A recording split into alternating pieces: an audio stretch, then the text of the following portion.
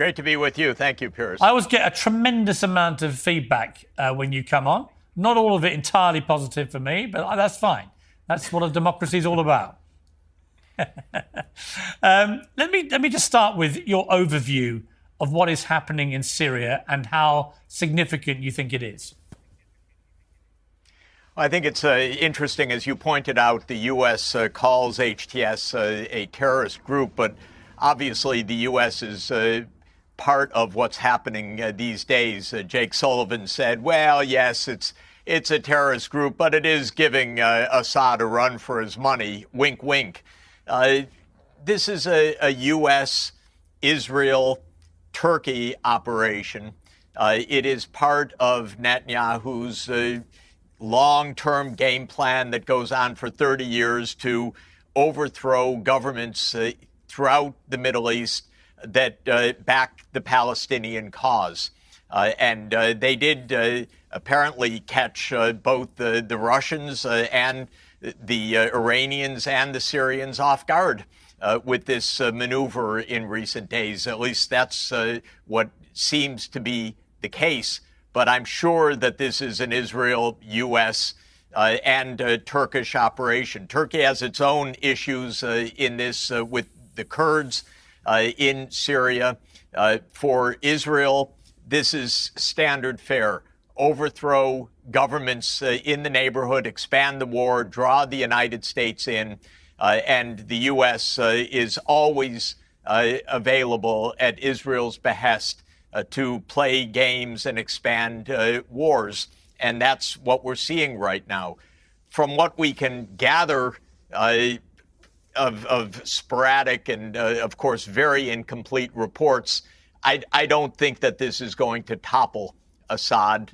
There are reinforcements pouring in from Iraq, probably from Iran, probably the Syrian forces as well internally are regrouping after having been caught by surprise. But this is essentially at the core a Netanyahu operation.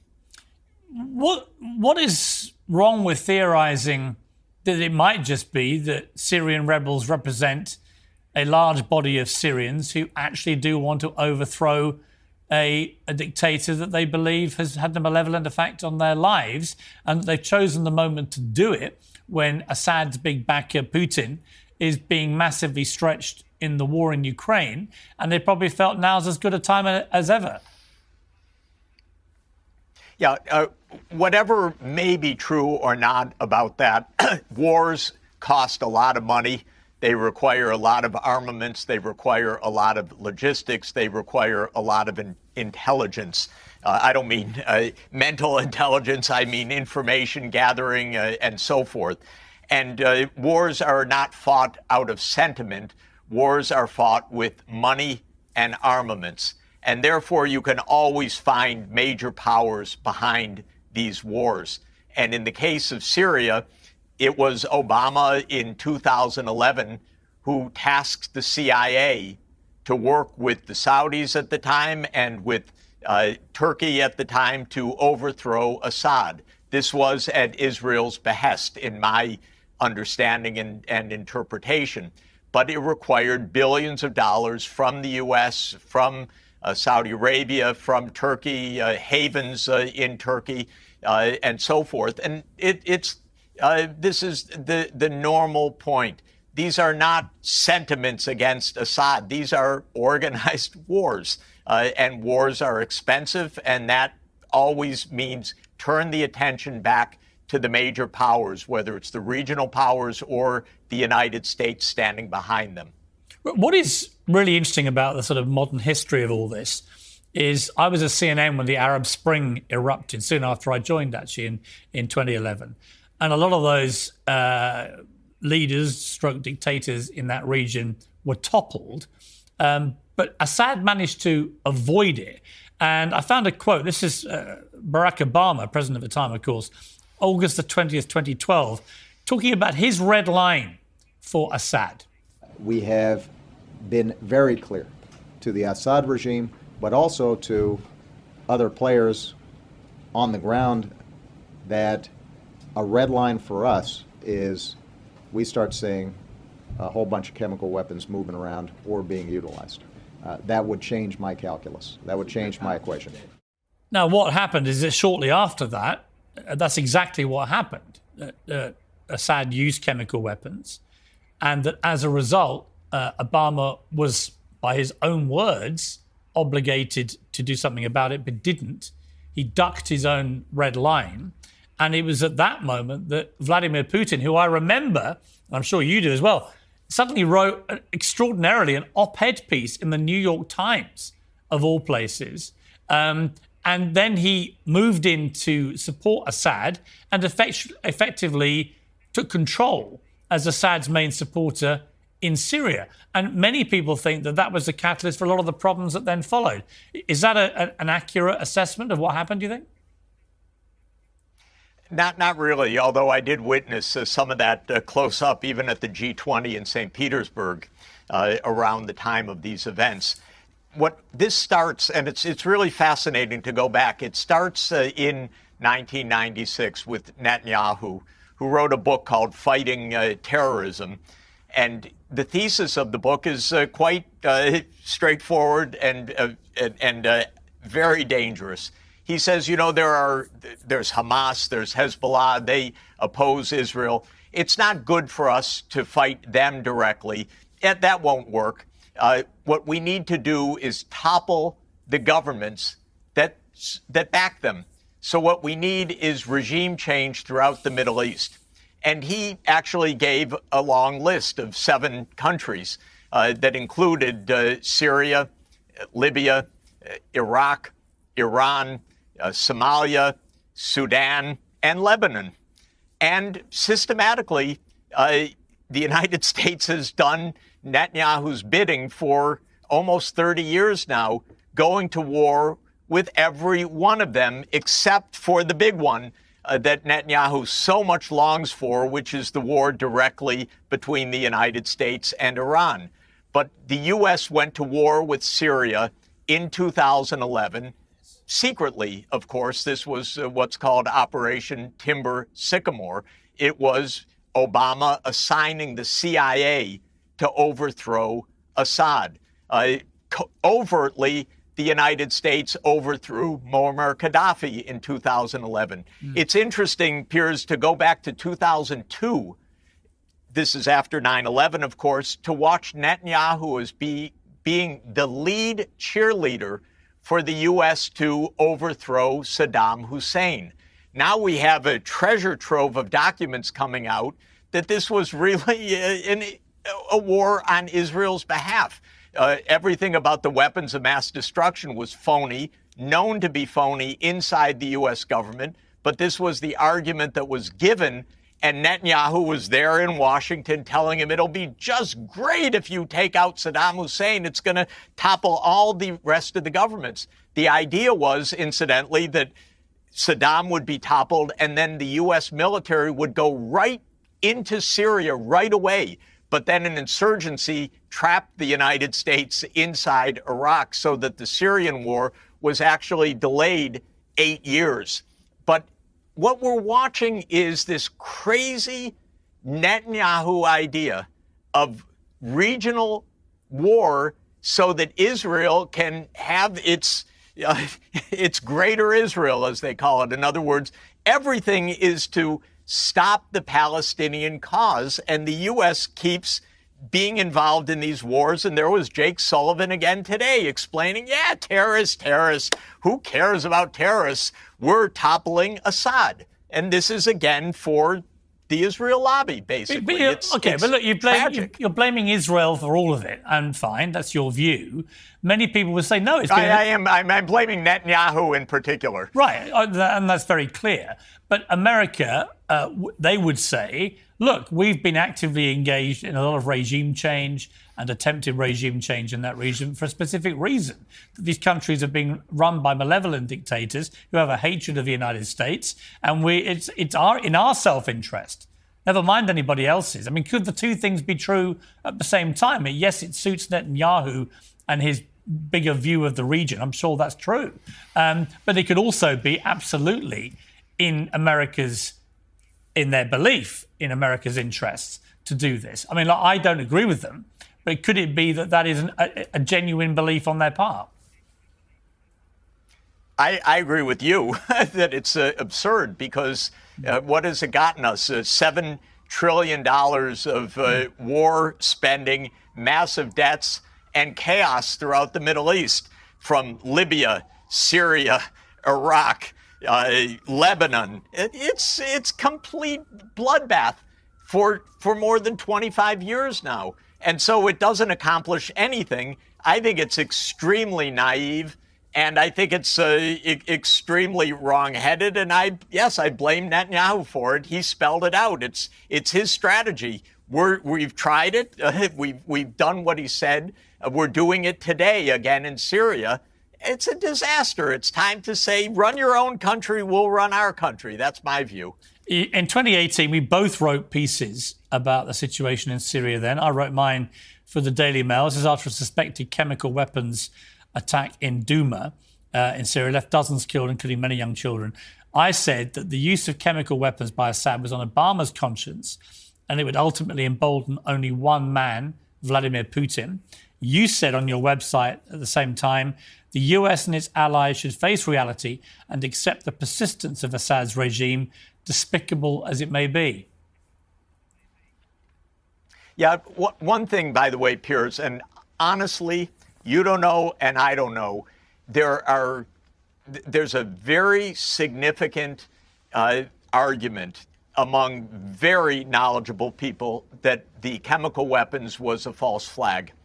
And if you know American foreign policy, false flags are the essence of CIA. But that hasn't been proven, operation. as you know. I mean, that's just a theory. No, it absolutely not proven. Not proven either way. But I know experts that are real experts who say, well, they say at a minimum it's absolutely not proven, but some of them say this is absolutely all of the signature of a false flag operation. And some say this is why Obama didn't go farther, because it was laid out to him. This was not even Assad doing this. This was the, quote, rebels under CIA authority. And if you study the CIA, as I have for a lifetime, you know that false flags are actually their MO. Are you seriously suggesting that Barack Obama and his government and the CIA under his tenure launched a chemical weapons attack on Syrian people, killing a lot of civilians? Do you seriously think that's what happened? Oh, I'm not saying that Obama did it. Most of the time when the CIA does things, the presidents have no idea what the CIA is doing. But you think the CIA would launch a chemical weapons attack simply to smear Assad? Of course it would. Are you kidding? It's done much worse than that. It launches coups, assassinations, wars. The whole history of the United States after 1947 is bring down one government after another. But here's my point. You're always very keen to take a view, even if they're unproven, that is very anti-America. You're never quite so keen to take a view that is anti-dictators. I mean, Assad is a pretty vile dictator. Vladimir Putin is a vile dictator. Do you accept that your views are, I wouldn't say that they are twisted, but perhaps they're slightly jaundiced by the fact that your instinct is always that America's probably to blame unless they can prove otherwise? No, it's not whether they're dictators or not. It's what the United States' role is. I don't believe that any country can arrogate this task of bringing down other countries' governments. The CIA has been involved in probably 90 or 100 covert regime change operations since it was founded in 1947. My whole life has been the United States at war. It's sickening. It's tiring because these wars are disasters. So it's just not our business to say that one's despicable, that one has to go. But literally, by the way, this is what Obama did. It's a shame that he did this. He said, Assad must go. Yeah. Well, come on. When he said that, by the way, in 2011 and 2012, and Hillary Clinton said that, I said, oh, my God, here we go again. And literally, Piers, it's been 13 years of mass killing since then. No resolution at all. Completely predictable. This is what I'm against. On a point of principle, when Obama said, if Assad uses chemical weapons, we will act, and then didn't act, from a purely political perspective, did that open the door for Putin to then just come in and have significantly higher influence in Syria and the region than he would otherwise have had? Well, remember, just on this one fact, because it's really important, it is said in our newspapers all the time, Russia intervened in Syria. Russia intervened in Syria. Russia came into Syria in 2015. The United States plan to overthrow Assad dates to 2011. Russia came in 4 years afterward. We should never have done that. This was Netanyahu's provocation. He wanted wars in all those countries that I listed. Why are we doing Netanyahu's work when it is a failure anyway? So Russia didn't jump in and we had to react. Russia came in 4 years after we started this. We started this because Syria was on Netanyahu's list. And it was literally a list, by the way. We know from this remarkable story of the former NATO commander, Wesley Clark, the supreme commander of NATO. Yeah, no. Wesley Clark went into the Pentagon, after 9/11, and he was given the list of the 7 countries that we were going to take out in 5 years. This was Netanyahu's list. Yeah, I mean, I know Wesley Clark well. I wanted to ask you, the ICC has issued arrest warrants for Netanyahu. Do you support that? Of course. But France's top appeals court... I wish that some American presidents were on that list. Right, many would agree with you. But I was then going to ask that in June this year, France's top appeals court ruled that there should be an arrest warrant for al-Assad, alleging his alleged conspiracy or complicity in crimes against humanity and war crimes. Would you support that? I support the ICC and the ICJ, and I believe that we should try to make international law work because we're very close to global self-destruction. So I would like international law to work. Putin is under an ICC warrant. I would like Russia to defend its proposition that Putin's innocent or that Russia's innocent, or Israel to defend the proposition that they're innocent. This is what a legal process should be about. I don't like it when countries say, no, we don't support this or we don't support that. We should try to make these international institutions work, but have full accountability. When the ICC threatened that it would indict Netanyahu, we had half the Senate up in arms. We're going to sanction these judges. We're going to end the court. We're going to penalize them. No, we should have international law working properly. This would make for a much more peaceful world, actually. I note you haven't specifically answered. I don't believe, by the way, Piers, it's not one country doing it. For me, what is important is that this should be international. I'm a believer in the United Nations, maybe one of the few right now.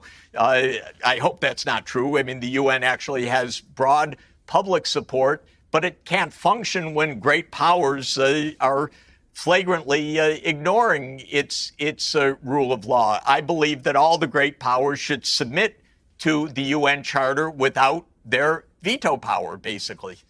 But just in relation to my specific question about the France top appeals court ruling an arrest warrant for al-Assad over very similar allegations to the ICC. A French court? Yeah, it's France's court? France's top appeals court in June 2024.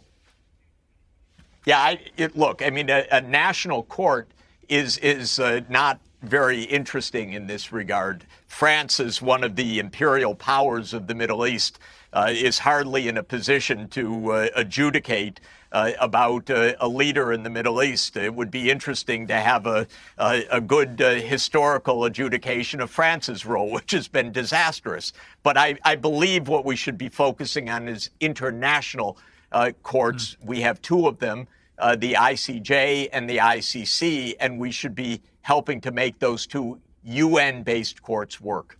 Let me ask you briefly about Ukraine.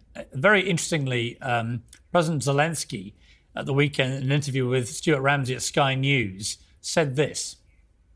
One alternative, perhaps, again, this is reported from the United States, and it's fairly simple, really, is that Ukraine joins NATO, but Russia takes control and keeps the land that it has to date.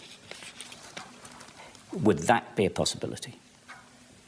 Ніхто не пропонував нам бути в НАТО. No one has offered us to be in NATO with just one part or another part of Ukraine. Закінчити гарячу стадію. That's for once. Факт. The fact is that it is a solution to stop the hot stage of the war, because we can just give the NATO membership to the part of Ukraine that is under our control. Факт. Можна було б, ніхто не пропонував. Yes, it could be possible, but no one offered.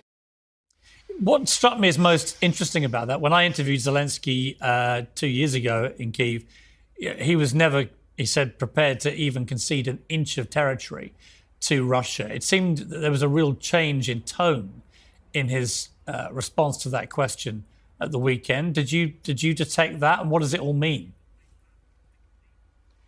Well, it doesn't mean very much because it puts everything upside down in terms of the real understanding of Ukraine and the war. The war is because of NATO enlargement. Again, we've talked about this, but this goes back 30 years. It goes back to a very bad idea of Zbig Brzezinski, who wrote and described all of this in detail in a book in 1997 called The Grand Chessboard, that we will expand NATO and Russia will have no alternative but to accede to that. And all the top diplomats said, no, this is a provocation. This will be war. And Brzezinski analyzes, of course, wrongly, but he analyzes in detail in one of the chapters of the book that Russia has no choice. It will never side with China, will never side with Iran, and blah, blah, blah, blah, blah. Gets everything wrong. But in any event, this has been a war of NATO enlargement. Russia does not want NATO on its border, especially with the United States out of the anti-ballistic missile treaty, which it unilaterally abandoned in 2002, out of the Intermediate Nuclear Force Treaty, which the United States unilaterally abandoned in 2019. Russia does not want NATO on its border. It does not want U.S. missile systems on its border. This is the basic point. The same reason why the United States invaded Cuba in 1960 and why we had the Cuban Missile Crisis, 61, excuse me, and the Cuban Missile Crisis in 1962. They didn't want the Soviet Union anywhere close to the United States. And if we just had a little bit of sense, Piers, we would understand this, and this war never would have taken place, and this territory never would even be in question, because Russia wasn't claiming the Donbass. It was claiming keep NATO away. And then under the Minsk agreement was, well, give them autonomy. Yes, it's Ukrainian, but let the Russian ethnic speakers be safe and have their own language, be able to speak Russian. So this is not about territory.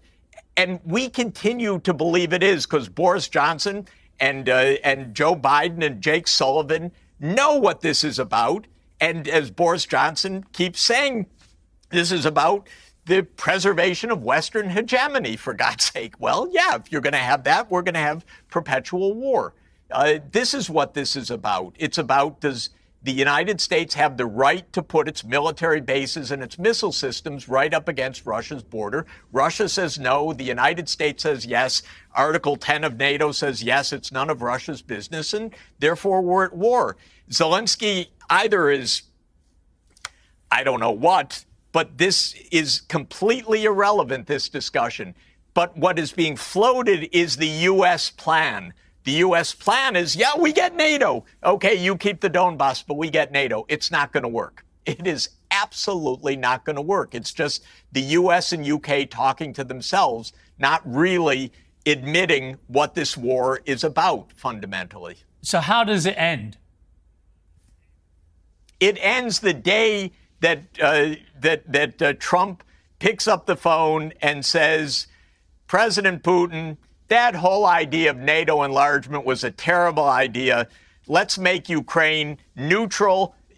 We'll keep the space between us, and the rest is details, frankly. That's how it ends. And if Trump is clever enough to understand that, because half his aides know it, the other half say exactly the opposite. But if Trump is clever enough to know that, the war is going to end right away. And how do you think Israel-Hamas war ends? I hope that the whole world finally says, Israel, you have no right to veto a Palestinian state. And the U.S. drops its veto in the UN Security Council because it's the last holdout. And we vote that a state of Palestine exists on the borders of the 4th of June, 1967. And I have met with leaders all across the Middle East and all throughout the Islamic world. And they're ready to have normal, peaceful relations with Israel to stop the belligerencies, to stop arming Hezbollah and Hamas, if there is a state of Palestine as a sovereign state on the borders of the 4th of June, 1967, and with capital in East Jerusalem. And that's what I wholeheartedly support.